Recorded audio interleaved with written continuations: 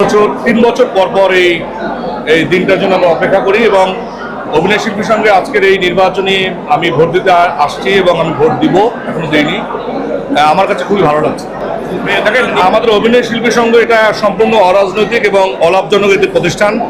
এখানে আসলে শিল্পীদের স্বার্থ রক্ষার জন্যই আসলে মূলত যারা নির্বাচিত হন তারা কাজ করে থাকেন। শিল্পীদের নানা রকমের সমস্যা, নানা রকমের সুবিধা অসুবিধা নিয়ে তারা কথা বলেন।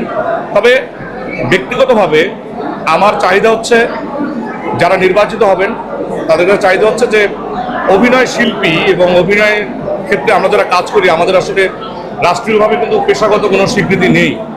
তো আমরা আশা করব যারা নির্বাচিত হবে তাদের কাছে আমার প্রত্যাশা থাকবে রাষ্ট্রীয়ভাবে যাতে আমরা স্বীকৃতি অর্জন করতে পারি তার জন্য তারা কাজ করবেন।